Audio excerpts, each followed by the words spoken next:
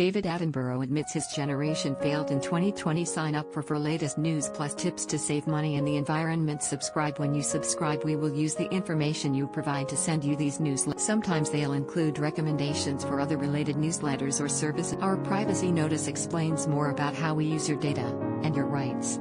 You can unsubscribe at any. The naturalist and broadcaster, 94, said humans have been damaging the natural world without care for decades, despite depending on it for every breath of air we take and every mouthful of. Speaking on the new Call of the Wild podcast with Sel Spellman, Sir David said, "Human beings are all pervasive, everywhere. You can't get away from human beings anymore. There are oil slicks and bits of plastic floating in the remotest part of. We have destroyed nature. We've been so clever that we've found methods and ways and techniques of actually destroying nature in order to put in what we choose, and we've done it without thought over vast areas of the planet as though the planet belonged. We depend on the natural world for interests, for everything that's beautiful and but also we depend on it for every breath of air we take and every mouthful of food. And if we damage the natural world, we are damaging ourselves.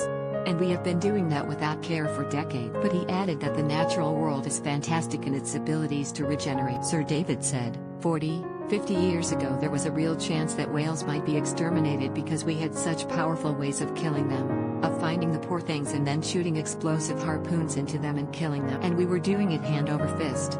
Nations were competing to see how many they killed until suddenly some, or a number of people, were saying if we don't stop this, there will be no more whales in the sea and then everybody would have lost it. And they got the whaling nations of the world, the maritime nations of the world, together and got them to bang their heads together. Well, not bang their heads together, but they got them to agree that they would stop whaling. And now there are more whales that have been in the sea for a century. Asked for his tips on how to repair a relationship with nature, the national treasure said, "One of the simplest things that you should do if you get the chance, when you get the chance, is just naturally to stop. Sit down. Don't move. Keep quiet. Wait 10 minutes.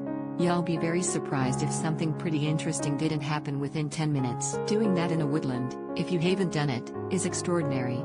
Don't get too impatient." And then, speaking for myself, then you'll realize how ignorant you are, how you can't actually recognize what that bird call is, which you ought to be able to. I certainly ought to be able to. Trending, mind you, I can't hear either, my age, but, nonetheless, there are things to see and there are wonderful things to see and extraordinary. The real time when it really is exciting to do that is if you do it in a place where you don't know at all. I mean, you go into a jungle in the middle of Costa Rica or something, and then you suddenly see extraordinary things that you really don't know anything. The broadcaster has previously spoken of his concern that people will take their eyes off the environmental issue because of the coronavirus pandemic. Sir David Attenborough is on Call of the Wild with Sel Spellman and WWF on Apple, Spotify and all podcast providers.